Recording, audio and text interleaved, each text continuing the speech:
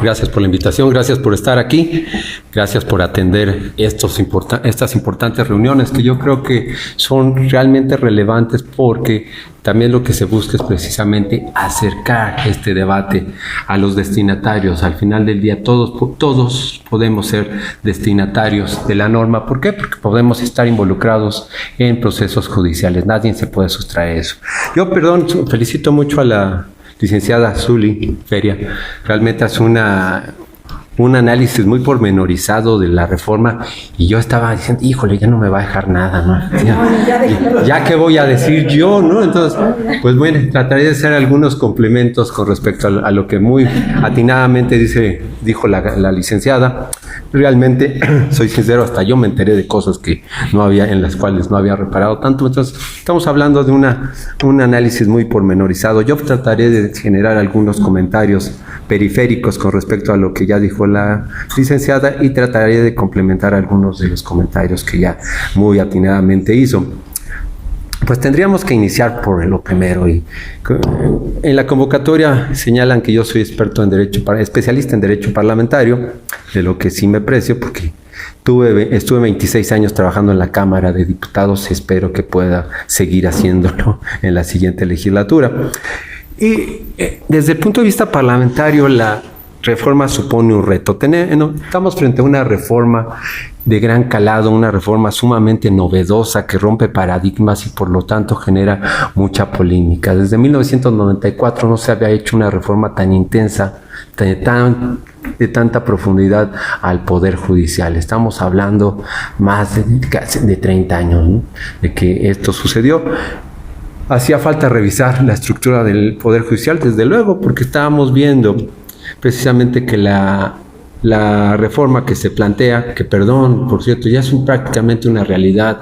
Hace algunas semanas que platicábamos de esto, todavía pensábamos en lo que podría pasar, en cómo se integraría. Hoy día, aunque como lo dijo muy atinadamente la licenciada, faltan las legislaturas locales que se pronuncien, se necesitan 17 para que esto pueda ser declarado como reforma constitucional. Pues es inminente. Yo creo que seguramente tendremos la publicación en el Diario Oficial de la Federación antes de que termine el mes de septiembre. Entonces, estamos hablando de una reforma prácticamente ya inminente. Ya podemos hablar de un producto legislativo concreto y no de especulaciones. Ya podemos hablar de lo que viene con mucho más certeza.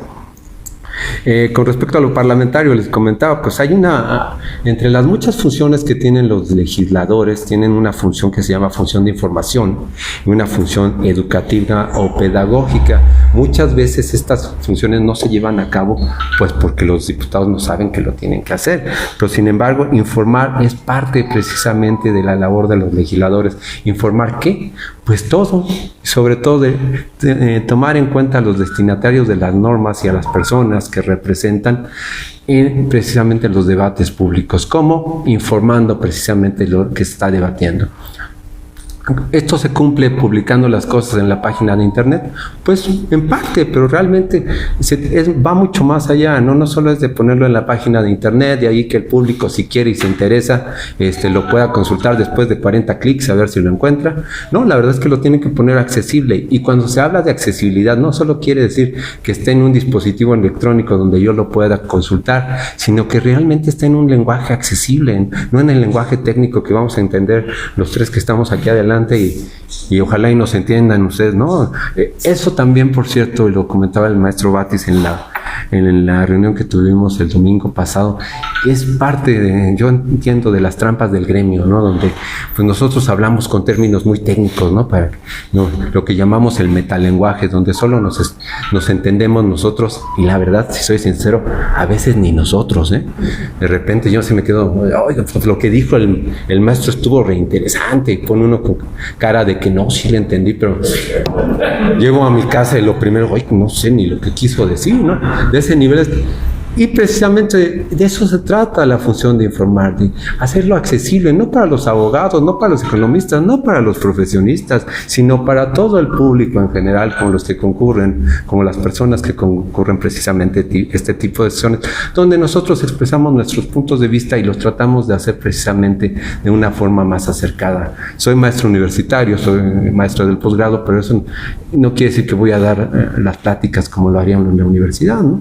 Digo, no porque no estén calificados para ellos, pero sin embargo ellos ya tienen otra restricción. Entonces yo creo, pero al final eso es algo que también tienen que hacer los legisladores y lo que quisiera destacar es que se hizo desde febrero de este año e incluso antes estuvo tratando de permear en la sociedad sobre las bondades, sobre explicar la reforma judicial, que en principio, perdón, es una reforma muy novedosa, y me voy a permitir nuevamente citar al maestro Batti, ¿no? Es una reforma compleja y que va a costar mucho trabajo llevar a cabo, por cierto, ya la tenemos, pero también instrumentarla bien va a ser muy complicado. O sea, no basta con la reforma, por cierto, vienen las reformas, perdón, nada más que pase el compañero del agua. Sí. No solo es que que se apruebe la reforma constitucional, vienen las reformas legales, las reformas que les llamamos secundarias, donde precisamente todos estos detalles se van a tener que esclarecer perfectamente. Hay muchas dudas todavía de cómo se va a aterrizar la reforma y el medio precisamente para hacerlo van a ser las reformas secundarias. Pero aún aprobadas las reformas secundarias, hay un reto muy importante que tiene el país, que tiene el gobierno que encabezará la doctora Sheinbaum. El reto es llevar a cabo esta reforma, ¿no? Que en principio es un gran triunfo lo que sucedió ayer, pero sí, y la publicación, pero llevarla a la práctica, hacerlo de una realidad, va a costar mucho trabajo. Lo decía el maestro Batis, como que tiene toda la experiencia y la sabiduría para decirnos base, pero así son los grandes cambios. Cuestan trabajo, ¿no? Y no va a ser la excepción. Y perdón, ahí lo sumo, no nos podemos equivocar. Están muchas cosas en juego, ¿no? La seguridad jurídica de las personas, y eso hablo de los bienes, del patrimonio de las personas, de la libertad, y a veces la propia vida se puede depender de un proceso judicial. Los ciudadanos, las ciudadanas esperan mucho precisamente de esta reforma. No podemos obviar lo que resulta evidente. Hay problemas muy importantes en materia de impartición y procuración de justicia. Esta reforma resuelve una gran parte del problema, ¿no? La procuración de justicia. Bueno, perdón, ni los que estaban en contra de la reforma se atrevían a decir que no había problemas. Eso es más que obvio, ¿no?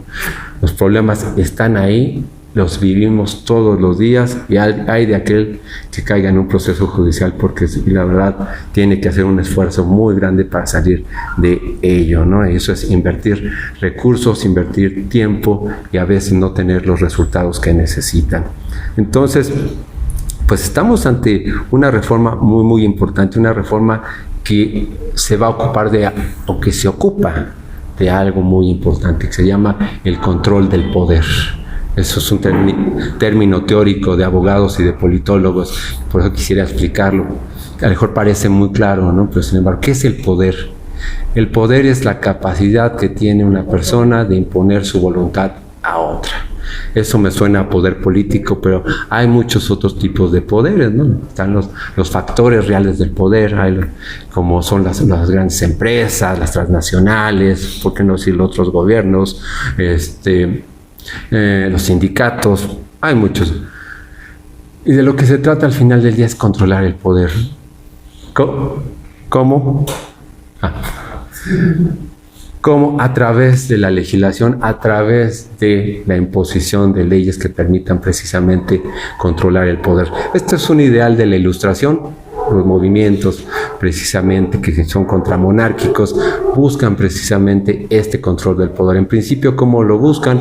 A través de dividir a los órganos que ejercen el poder para que unos se controlen a otros, ¿no? Seguramente han oído de la división del poder, de la teoría de la división del poder, donde precisamente se busca esto, dividirlo, que ya no sea una sola persona, un monarca que detente el poder y que pueda determinar los destinos de las vidas de todas las personas, sino que sean órganos de representación divididos en funciones los que se encargan de eso. Tendríamos que señalar que a lo largo de la historia, precisamente del constitucionalismo moderno, hay órganos preponderantes, ¿no? Lo ha sido y los fue por muchos años el Parlamento, el Congreso, era el órgano preponderante y tendríamos que, yo creo que regresarles esa vocación. ¿Por qué? Porque es la representación directa del pueblo, ¿no?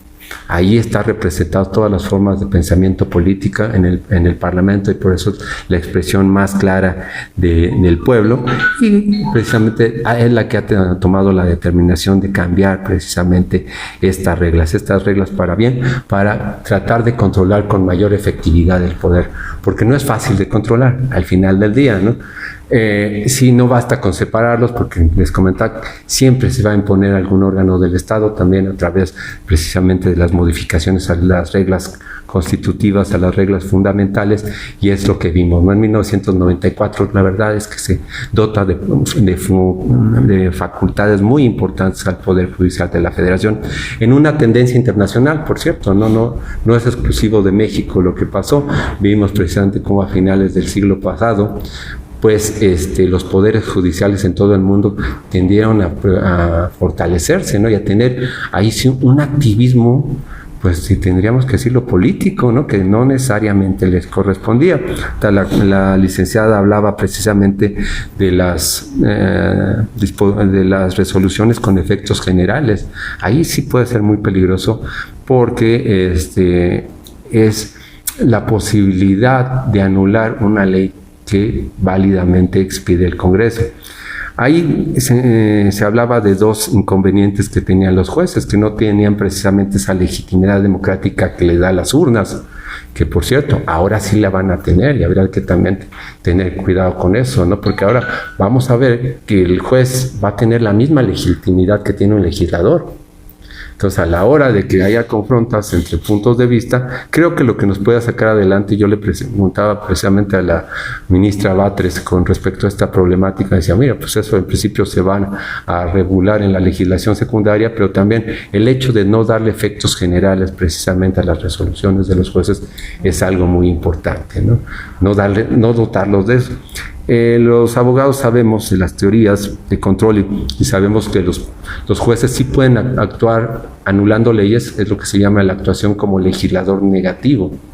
Eso es perfectamente válido, pero sin embargo ya el problema es que a través de sus interpretaciones conformes ya estaban yendo más allá de lo que decía el legislador y con efectos generales, ¿no? O sea, me preocupa un poco esa parte porque ahora sí los jueces van a tener esa legitimidad que pueda llegar a reñir con la de los legisladores, pero bueno, al final del día también creo que es algo muy positivo de que cuenten con un aval democrático, con un aval social. Se habla, uno de los cuestionamientos, y lo decía la licenciada Zuli, es precisamente la elección de los jueces. Realmente, a ver, esta reforma es más que la elección de los jueces. La podemos dividir en 4 ejes, ¿no? Desde luego, la nueva integración de la Suprema Corte del Poder Judicial, la elección popular de ministros, la sustitución de consejeros de la Judicatura por precisamente ahora este órgano de justicia, de administración judicial, y también nuevas reglas procesales. Esta parte también es muy relevante, prácticamente no se ha hablado porque se está hablando también de hacer de la justicia algo rápido. Se habla en la Constitución de la justicia expedita, la justicia quien ha tenido que enfrentar un proceso jurisdiccional sabe que eso es un ideal constitucional, ¿no? Y estando en prisión, a veces eso se puede convertir realmente en una burla. Actualmente, pues a través de la reforma se están poniendo límites precisamente a la duración de los procesos. Eso es una genialidad, ¿no? Que al final es un reto. También tendría que mencionar que yo trabajé en el Ministerio Público aquí, cuando todavía era Distrito Federal, allá en los años 90. No me calculen la edad, por favor. Y veía este tipo de problemas donde yo creo que se tiene que hacer también un esfuerzo a nivel de Procuración de Justicia. Perdón, estando en el Ministerio Público era difícil atender los plazos, era casi imposible. Les puedo decir, en un turno atendíamos entre 20 o 25 asuntos en un turno. Imagínense la cantidad de trabajo que se tiene que hacer precisamente para integrar una averiguación previa y poderla poner a disposición de un juez.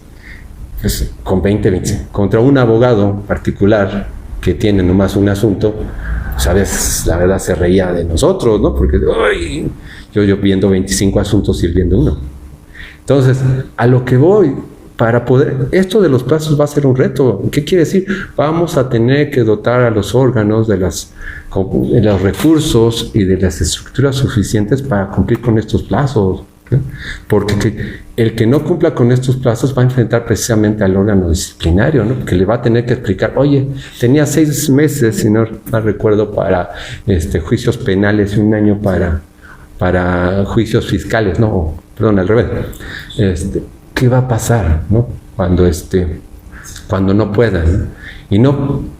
Y se los digo honestamente, a veces no es por incapacidad del funcionario, es por una también carga demasiado abrumadora con respecto a los asuntos. Yo creo que también esto está pensado, se ha hablado precisamente, y esto sería realmente algo muy, muy positivo con respecto a las garantías de seguridad jurídica, que se pongan límites precisamente a la duración de los juicios. Eso es muy conveniente en las materias que se está hablando. Sí, yo sé que hay juicios de otros órdenes que se pueden ir a más tiempo, pero al final del día también tendrán que responder ante los órganos de la administración por qué se está alargando el juicio. Porque también, perdón, ahí de mérito un poco de mi gremio, tendría que decir que hay algunos abogados que viven de eso, de alargar los juicios insensatamente, ¿no? Porque, pues mira, a mí me conviene que el juicio dure porque estoy cobrando y porque le estoy generando un beneficio a mi cliente, ¿no? Siempre y cuando mi cliente no sea el que está procesado penalmente allá adentro, pero en algunos otros juicios, pues me conviene, ¿no? Alargar el procedimiento indefinidamente y meto recursos insensatos que yo sé que nada más de atenderlos se pierde tiempo. Aunque el juez me termine diciendo que no, yo ya logré ganarle tiempo al asunto, que puede significar. De repente algunos abogados me dicen, no, es que eso no pasa. No, claro que sí pasa, ¿no? Entonces yo creo que es de las cosas que también hay que destacar de la reforma y explicarle a la gente. Mira, se está buscando también tener una real justicia expedita, no que lo diga la Constitución y ahí. Porque, perdón, eso lo dice la Constitución hoy en día, ¿no? Y no se cumple. Entonces hay que ver los medios, hay que ver las formas, repensar las estructuras para que realmente esto ocurra. Entonces, perdón, pero hablábamos del poder y su control. Entonces el poder tiene que ver con esto, precisamente, con que otros nos puedan imponer su voluntad, pero válidamente, legítimamente. Los legisladores nos imponen su voluntad. Sí y no, porque se supone que es la norma que nos estamos dando a nosotros mismos. Un teórico precisamente del constitucionalismo, Pierre Rousseau, decía que precisamente las leyes no son más que las normas que nos damos nosotros mismos a través de nuestros representantes. Eso supondría, y nuevamente aplaudo lo que está pasando con esta reforma, muy polémica, muy difícil, pero que ha generado una participación muy importante de los ciudadanos. Yo, de verdad, nunca había visto una reforma que se discutiera tanto a nivel de calle, ¿no? Por los ciudadanos, que se celebraran este tipo de encuentros donde, perdón, podemos tener disensos, podemos tener desacuerdos, somos seres humanos, no todos vamos a pensar exactamente igual, pero esto es algo de celebrarse, ¿no?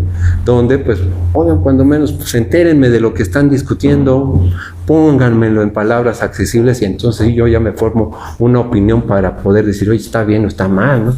Pues cuando menos en lo que estamos viendo, y perdón que insista en esto, ya es una realidad, pues parece una reforma benéfica que va a constituir un reto, nuevamente lo digo, no va a ser fácil, ¿no? Llevarla a cabo y no porque ya esté resuelta en las cámaras. Ahora va a ser todo un reto para los órganos de administración de justicia, para el ahora Instituto de Elecciones y Consultas, que va a sustituir al INE, llevarla a cabo de la mejor manera, ¿no? Insisto, no nos podemos equivocar. Se ha cuestionado mucho de quiénes van a ser los jueces, quién los va a poner. Pues hay candados, precisamente los describía la licenciada, para garantizar que esas personas sean las idóneas. Hay que evitar, y ahí sí en la legislación secundaria, que precisamente se nos cuelen personas que no deben de estar ahí, ¿no? Al final del día, como si hay candados, va a haber una supervisión del Senado de la República con respecto a los perfiles que sean idóneos. No, por ahí se ha dicho, no, es que van a poner como juez a un muchacho recién salido de la facultad. Pues no lo creo, ¿no?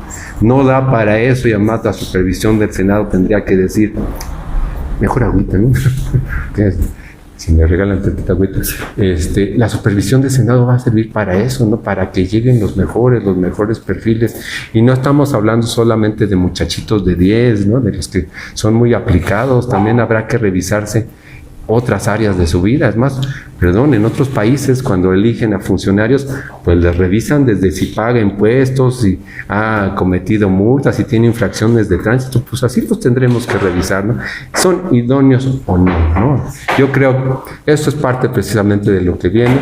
Creo que es muy importante. Si vamos a cambiar toda la estructura de jueces, que estamos hablando de 1,663 plazas, el reto que implica, pues yo creo que tendríamos que cambiarlos o que permanezcan los mejores. Y cuando hablamos de los mejores, no digo solamente de los mejores abogados, también hablamos de personas, ¿no? Porque pueden ser excelentes abogados, y malas personas. O al revés, buenas personas y malos abogados. Y creo que resultaría exactamente lo mismo. Entonces, y a lo mejor hasta más peligrosos, ¿no? Nos tenemos que lograr ese equilibrio, ¿no? Precisamente en que tengamos a los mejores impartidores de justicia. Creo que con esta reforma se puede hacer, pero insisto, no va a ser fácil, va a ser un reto. Qué bueno que ya lo tenemos aquí presente. Y pues cuando hablamos de control precisamente del poder, estamos hablando de controles que están, previstos en diversos ámbitos de la Constitución, y el presidente controla al Ejecutivo, puede controlar al Judicial, el Judicial puede controlar al Ejecutivo y al Legislativo, y Legislativo son controles de ida y vuelta.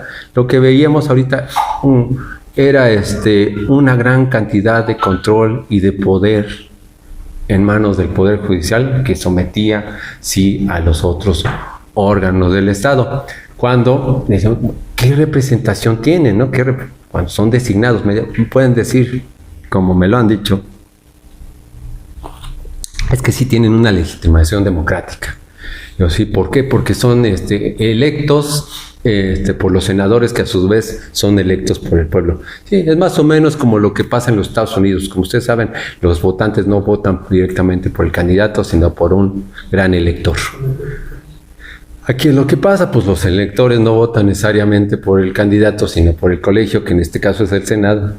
Ahora ya ese colegio no va a estar, ¿no? Ya va a ser directo, ¿no? Entonces decía, pues tienen una legitimidad democrática, sí, pero derivada, no de primer nivel. Ahora sí la van a tener. Y eso supone también retos, como les comentaba, pero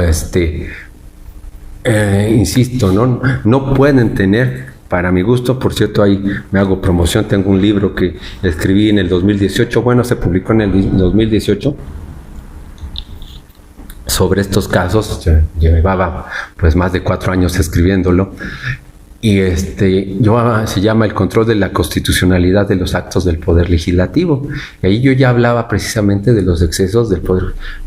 Por aquello de que, es que eres un oportunista. No, pero yo tengo ahora sí que documentos probatorios mediante los cuales puedo acreditar. Yo esto ya lo venía platicando desde hace muchos años. Ahorita que se presentó la reforma ya me subí, ahora sí, vamos contra los jueces. No, yo ya observaba que sí, había controles demasiado fuertes. A ver, yo no me opongo, y creo que nadie, ni en el Senado, ni de los iniciantes, ni el presidente de la República, se opone a que haya control. Lo que no puede haber es excesos de controles cuando, insisto, el órgano preponderante donde está la representación más diáfana del pueblo de México es el legislativo, cómo el Poder Judicial puede tener más poder para enmendarle la página, ¿no? Digo, a ver, los legisladores también son seres humanos y se pueden equivocar, todos nos podemos equivocar. Qué bueno que haya controles, ¿no? Pues para que nos revisemos unos a otros, ¿no? Pues, oiga, licenciado Zuli, pues mire este documento que acabo de hacer, que le eché muchas ganas y creo que está muy bueno, échale un ojo, ¿no? Ay, doctor, ¿qué le pasa? Fíjese, no sabe ni escribir para empezar, ¿no? Y yo, ay, no, es que ya estaba muy cansado, pero no sé si le podré. Qué bueno que me revise, ¿no? Digo, oiga, pues fíjate, está cometiendo un error muy grande. Ay, perdón, qué bueno, es que ya me había viciado, ya no sabía, hasta por mi formación, por mi edad, por mi sexo, incluso puedo tener también ciertos vicios. Pues qué bueno que lo vea una tercera parte y diga, no, ¿sabes qué? Pues cuando menos que yo no estoy de acuerdo. Eso cuando menos me hace repensar las cosas, ¿no? Pues sí, creo que me estoy excediendo, qué bueno que tengo una opinión calificada también y que me puede decir, eso está bien, ¿no? Nadie se puede oponer con los controles, pero sin embargo no pueden ser controles excesivos, algo que precisamente se está buscando atemperar con esta reforma y que tiene que ver pues también con lo que decimos, es una reforma de tipo organizativo funcional, que se está reformando la organización del Poder Judicial y su funcionamiento. Están precisamente generando pues nuevas reglas para el funcionamiento y se están recomponiendo las estructuras, sobre todo para achicarla, ¿no? Pasamos, como decía la maestra, de una Suprema Corte de 11 miembros a una de 9. Ya ahora sin haberes de retiro, por cierto, ¿no? Los que decidan permanecer ya no van a tener esa prerrogativa. Desde luego ahora se habla de elección de jueces que insisto, son cosas relevantes, pero las nuevas reglas procesales también lo son. Lo que más se ha criticado y llama la atención precisamente es la elección de jueces. Insisto, va a ser un reto, nunca lo hemos hecho. Bueno, eso de nunca tampoco, ¿no? En la historia de México se han elegido los jueces, pero bajo otros paradigmas. En este caso, pues México va a ser pionero, lo decía el presidente de la República, ¿no? Vendrán ahora de otros países a analizar el modelo mexicano para bien o para mal, porque eso no se ha hecho. Así que un país elija la totalidad de sus impartidores de justicia, eso nadie, ¿no? Nadie lo va a hacer, lo cual significa un reto que, insisto, en principio lo podemos ver como un avance muy importante, pero, insisto, tenemos que tomar las medidas para que lleguen los mejores abogados y las mejores personas, y eso implica hasta cortar las relaciones. Se ha dicho, no, es que van a estar coludidos con la delincuencia, con los grandes intereses económicos de esto. Pues hay que ver la forma, y sobre todo ahí tendremos que activarnos también como ciudadanos, como supervisores. Lo decía la licenciada, también no es de que ya voté por el juez y a ver qué hace con mi voto, ¿no? Tengo que estar viendo precisamente lo que hace. Desde luego va a haber un órgano de control de la administración de justicia, pero eso no quiere decir que yo como ciudadano pues no estoy aparte, ¿no? También tendré que supervisar la actuación del juez, y no solamente, insisto, cuando me toca que me procesen a través de un asunto, y sobre todo ahí, ¿no? De que si pierdo es un mal juez, y si gano, ese es mi juez, ¿no? Tratar de ser objetivo, pero sobre todo ver todos los procesos. Qué bueno que se hace esto en ese sentido, porque esto va a permitir acercar a los jueces precisamente con los ciudadanos, ¿no? Eso también podemos observar en otros países donde el juez es un miembro de la comunidad, ¿no? Todos lo conocen, saben que es una persona honorable, sabe que se puede equivocar, pero que en general toma buenas decisiones. La comunidad le tiene confianza. Eso también es lo que tendríamos que rescatar, ¿no? Pero ¿cómo lo vamos a hacer como comunidad? Acercándonos al juez, ¿no? Decir, no, es que ya me elegiste, yo creo que también, así como les pedimos cuentas a los legisladores, a nuestros representantes, pues yo creo que ahora tendremos que hacerlo muy de cerca con los jueces. Pues bueno, ya platicamos de diferentes partes de la reforma. La licenciada ya lo hizo muy bien. Yo nada más agregaría, bueno, que ahora se van a eliminar las 2 salas de la Corte, ya las decisiones solamente se van a generar en pleno. Actualmente, pues la sala podía derivar a órganos menores, que son las salas, a la resolución de algunos asuntos. Ahora eso ya no se va a poder hacer, entonces tendrá que hacer a través del Pleno. Las remuneraciones, sin excepción, quedarían conforme al salario del presidente de la República. Ya habíamos dicho que los haberes de retiro no se van a prever. En 2025, pues ya tendremos la primera parte de la elección de estos 1.633 funcionarios que son magistrados de circuito y jueces de distrito. Esos precisamente estarían sujetos a la elección, como a través de los 32 circuitos judiciales que existen, que se prevén, prácticamente uno por entidad federativa. Y como creo que eso lo dijo la licenciada, va a haberse por cada órgano o cada funcionario debe de haber cuando menos 6 candidaturas paritarias. ¿Qué hablamos de paritarias? En principio, paridad de género, ¿no? Esto es importante, desde luego, porque vamos a tener una gran cantidad de candidatos a integrar estos órganos jurisdiccionales, como lo destacó la licenciada, sin una vinculación partidista, que también se entiende, ¿no? Aquí son ciudadanos que no están para hacer política, sino para impartir justicia, que sí tienen que tener un apoyo popular. Este tipo de campañas son campañas que nunca hemos visto, y las cuales nuevamente se tendrá que ser muy cuidadoso en el diseño precisamente de las reglas específicas para llevarlas a cabo. Pues ya lo comentaba la licenciada también, pues esto estará en manos del Instituto Nacional de Elecciones y Consultas. Las campañas van a durar 60 días, por cierto, van a ser unas campañas realmente breves, sin financiamientos públicos ni privados. Esto también es muy importante.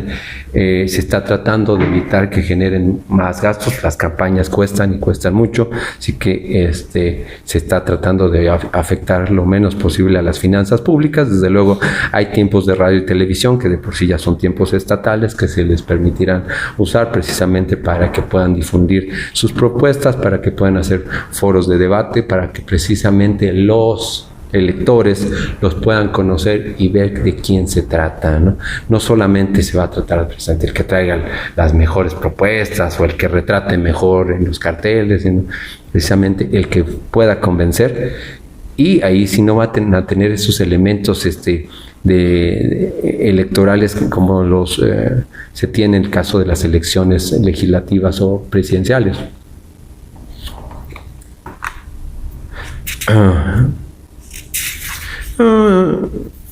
En caso de impugnaciones, pues bueno, estas serán resueltas precisamente por el Tribunal Electoral del Poder Judicial, y si hay impugnaciones con respecto a la integración del poder del Tribunal Electoral, pues tendrá que ser la propia Corte la que la resuelva. ¿Por qué? Porque no pueden ser juez y parte al mismo tiempo. En el caso de las ausencias definitivas que se puede dar, hay situaciones que se están previendo, pueden ser graves, que un funcionario judicial se enferme, que fallezca o que tenga algún otro problema, eso signifique una ausencia definitiva, pues se tendrán que elegir ahí sí directamente, porque no se puede quedar un titular, un órgano de administración de justicia sin titular por mucho tiempo, porque esto retrasaría el trabajo. ¿Qué se va a hacer ahí? Pues se van a elegir suplentes interinos por parte de la Suprema Corte, y del Tribunal de Disciplina para suplirlos. En tanto, se convoca a elecciones, ¿no? Para los ministros de la Suprema Corte y magistrados del Tribunal de Disciplina, el Ejecutivo va a proponer las ternas, ¿no? Ahí el Senado va a determinar quiénes son los suplentes a propuesta de la Corte y del Tribunal de Disciplina. En el caso de los magistrados de circuito y jueces de distrito, va a ser el órgano de administración del Poder Judicial. En caso de magistrados electorales, será la Suprema Corte, pero solamente de manera interina, en tanto se puede llevar a cabo la elección.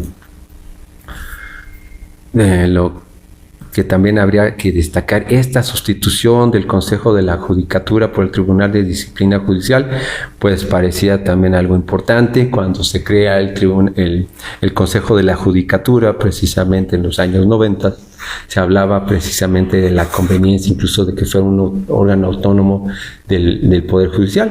Desde luego hubo una resistencia muy importante. Pues no, sí va a haber consejeros del Poder Ejecutivo, del Poder Legislativo, pero la mayoría las iban a seguir teniendo los consejeros del Poder Judicial, algo que al parecer se generaba desequilibrios. Pues ahora vamos a ver cómo estos 5 magistrados van a ser electos a nivel nacional durante 6 años. ¿Ellos qué van a hacer? Pues precisamente recibir denuncias de cualquier persona para investigar las conductas de ministros, de magistrados, de jueces del Poder Judicial, porque realmente había muy pocos recursos actualmente, ¿no? Las sanciones incluyen amonestaciones, multas, pero también las conductas que pueden desplegar pueden constituir delitos. Y eso sería muy grave. Entonces, pues desde luego aquí el único que tiene el monopolio de la acción penal es el Ministerio Público, pero el órgano tendría la obligación de dar visto al Ministerio Público para que precisamente fuera procesado o solicitar el juicio político correspondiente ante el Congreso de la Unión. Algo que, por cierto, de 1917 a la fecha no ha habido ningún juicio político que culmine. Y ya vemos que, pues bueno, esta figura se puede reactivar o más bien empezar a funcionar.